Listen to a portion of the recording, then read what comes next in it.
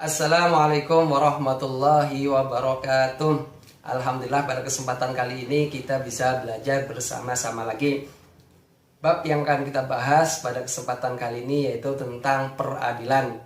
Bicara tentang peradilan tidak akan lepas dari aplikasi nilai-nilai keadilan yang mana merupakan salah satu karakteristik istimewa agama Islam. Keadilan dapat diwujudkan dengan menyampaikan yang hak kepada pemiliknya, menjalankan syariat-syariat Allah sesuai dengan yang sudah disyariatkan oleh Allah Subhanahu wa taala, serta menjauhi hawa nafsu yang mana prakteknya akan merugikan pada masyarakat. Salah satu tugas dari seorang utusan Allah yaitu menegakkan keadilan. Pada bab ini kita akan bahas peradilan Islam, terkait pengertian peradilan, kemudian fungsi lembaga peradilan, hikmah peradilan, dan beberapa masalah yang menyangkut tentang hakim, bukti, saksi, penggugat, tergugat, dan tentang sumpah. Untuk lebih jelasnya, kita bahas bersama-sama materi ini. Peta konsep yang akan kita pelajari pada hari ini yaitu tentang peradilan Islam. Di antaranya hakim, saksi, penggugat, tergugat, dan yang terakhir bukti sumpah. Peradilan dalam Islam. Satu, peradilan. Pengertian peradilan. Peradilan dalam pembahasan fikih diistilahkan dengan qadha'un. Istilah tersebut diambil dari kata qadha ya qadhi, yang memiliki arti memutuskan, menyempurnakan, dan menetapkan.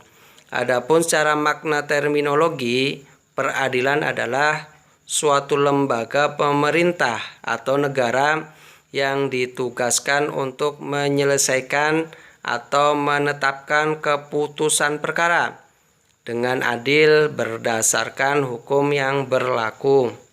Sedangkan tempatnya disebut pengadilan. Orang yang bertugas mengadili perkara disebut qadhi atau hakim. Dengan demikian, hukum yang dijadikan dasar peradilan Islam adalah hukum Islam.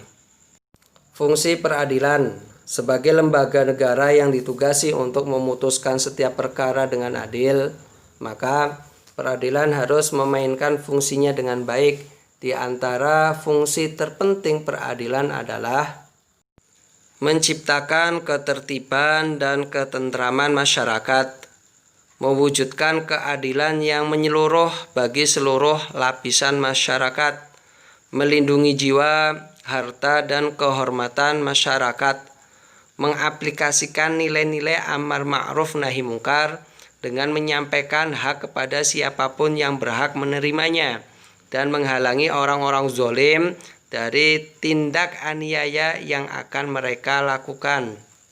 Sedangkan untuk hikmah peradilan, sesuai dengan fungsi dan tujuan peradilan sebagaimana dijelaskan di atas, maka dengan adanya lembaga peradilan akan diperoleh hikmah yang sangat besar bagi kehidupan umat, yaitu terwujudnya masyarakat yang bersih karena setiap orang terlindungi haknya dengan peraturan perundang-undangan yang berlaku.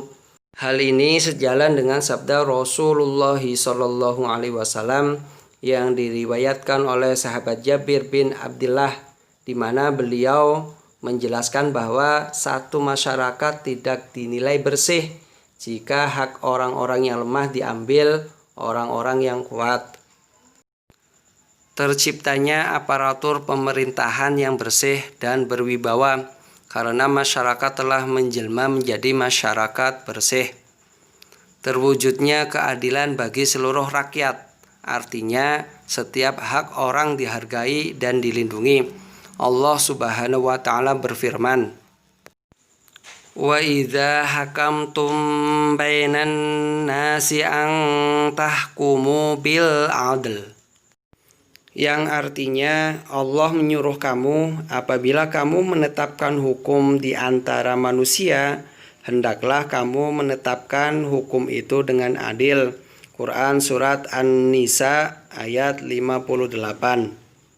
Terciptanya ketentraman, kedamaian, dan keamanan dalam masyarakat dapat mewujudkan suasana yang mendorong untuk meningkatkan ketakwaan kepada Allah Subhanahu wa Ta'ala bagi semua pihak.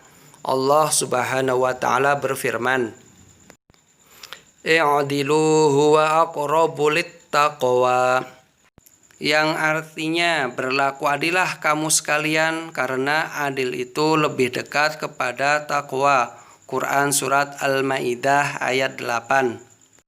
2. Hakim. Pengertian hakim. Hakim adalah orang yang diangkat pemerintah untuk menyelesaikan persengketaan atau memutuskan hukum suatu perkara dengan adil. Dengan kata lain, hakim adalah orang yang bertugas untuk mengadili. Ia mempunyai kedudukan yang terhormat selama ia berlaku adil.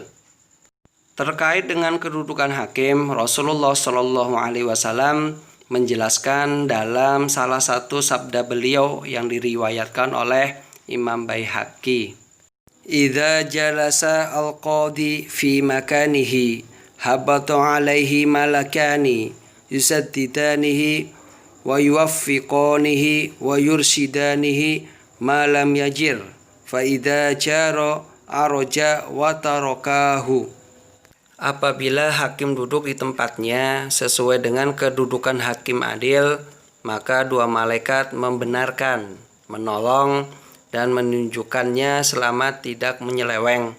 Apabila menyeleweng, maka kedua malaikat akan meninggalkannya.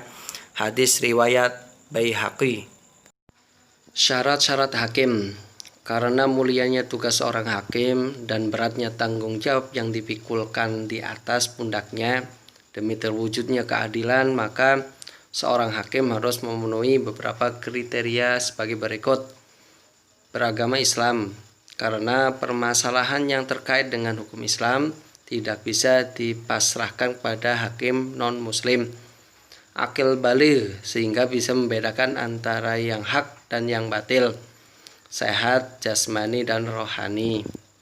Merdeka, bukan hamba sahaya, karena hamba sahaya tidak mempunyai kekuasaan pada dirinya sendiri, apalagi terhadap orang lain. Berlaku adil sesuai dengan prinsip-prinsip keadilan dan kebenaran. Laki-laki, memahami hukum dalam Al-Quran dan hadis, memahami ijma ulama serta perbedaan pendapat tradisi umat, memahami bahasa Arab dengan baik karena berbagai perangkat yang dibutuhkan untuk memutuskan hukum mayoritas berbahasa Arab, mampu berijtihad dan menguasai metode ijtihad karena tak diperbolehkan baginya taklid.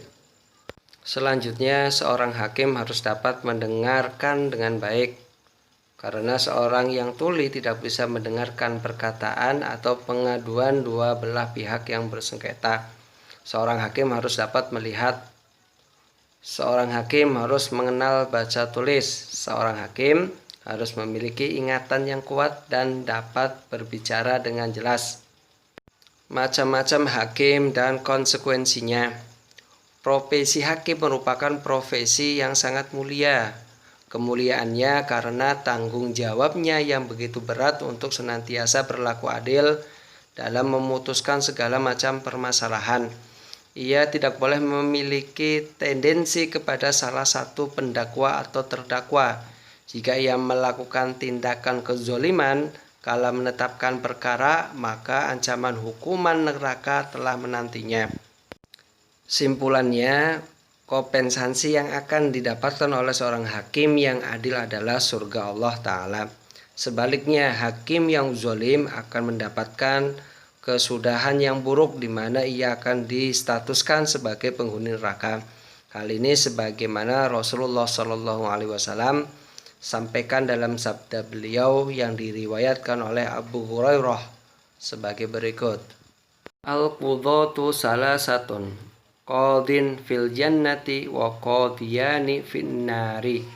Qadin arafal haqqa faqadha bihi wa fil jannati, wa qadin arafal haqqa fa hakama bihilafihi wa finnari wa qadin qadha ala jahlin wa finnari.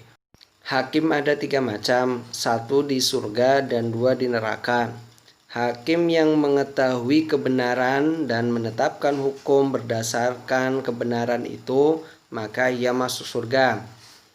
Hakim yang mengetahui kebenaran dan menetapkan hukum bertentangan dengan kebenaran, maka ia masuk neraka. Dan yang terakhir, hakim yang menetapkan hukum dengan kebodohannya, maka ia masuk neraka. Hadis riwayat Abu Dawud dan lainnya. Tata cara menentukan hukuman. Orang yang mendakwa diberi kesempatan secukupnya untuk menyampaikan tuduhannya sampai selesai. Sementara itu, terdakwa atau tertuduh diminta untuk mendengarkan dan memperhatikan tuduhannya dengan sebaik-baiknya. Sehingga apabila tuduhan sudah selesai, terdakwa bisa menilai benar tidaknya tuduhan tersebut. Sebelum dakwaan atau tuduhan selesai disampaikan, hakim tidak boleh bertanya kepada pendakwa, sebab dikhawatirkan akan memberikan pengaruh positif atau negatif kepada terdakwa. Setelah pendakwa selesai menyampaikan tuduhannya, hakim harus mengecek tuduhan-tuduhan tersebut dengan beberapa pertanyaan yang dianggap penting. Selanjutnya, tuduhan tersebut harus dilengkapi dengan bukti-bukti yang benar. Jika terdakwa menolak dakwaan yang ditunjukkan kepadanya, maka ia harus bersumpah bahwa dakwaan tersebut salah. Rasulullah Shallallahu Alaihi Wasallam sampaikan hal ini dalam salah satu sabda beliau. Al-bayyinatu 'alal mudda'i wal yaminu 'alal mudda'a alaihi. Artinya, pendakwa harus menunjukkan bukti-bukti dan terdakwa harus bersumpah. Hadis riwayat Baihaqi.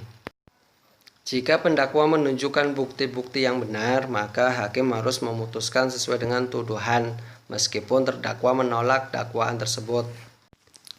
Sebaliknya, jika terdakwa mampu mementahkan bukti-bukti pendakwa dan menegaskan bahwa bukti-bukti itu salah, maka hakim harus menerima sumpah terdakwa dan membenarkannya.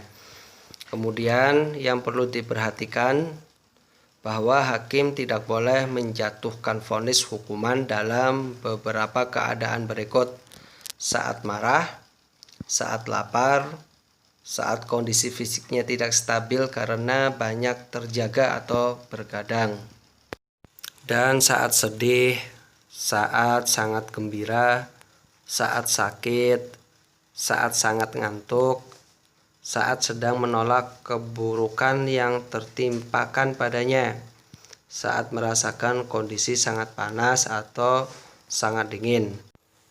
Kesembilan keadaan inilah yang menyebabkan ijtihad hakim tidak maksimal.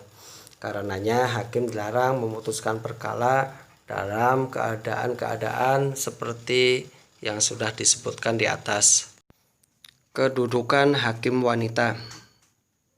Mazhab Maliki, Syafi'i, dan Hambali tidak membolehkan pengangkatan hakim wanita, sedangkan Imam Hanafi membolehkan pengangkatan hakim wanita untuk menyelesaikan segala urusan kecuali urusan had dan kisos. Bahkan Ibnu Jarir At-Tabari membolehkan pengangkatan hakim wanita untuk segala urusan seperti halnya hakim pria. Menurut beliau, ketika wanita dibolehkan memberikan fatwa dalam segala macam hal, maka ia juga mendapatkan keleluasaan untuk menjadi hakim dan memutuskan perkara apapun. Alhamdulillahirrabbilalamin. Tadi kita sudah sama-sama membahas tentang pengertian peradilan, hikmah peradilan, fungsi lembaga peradilan, serta pengertian hakim. Untuk pengertian saksi, penggugat, tergugat, bukti, dan sumpah akan kita bahas di video selanjutnya. Terima kasih, mudah-mudahan bermanfaat. Saya akhiri. Wassalamualaikum warahmatullahi wabarakatuh.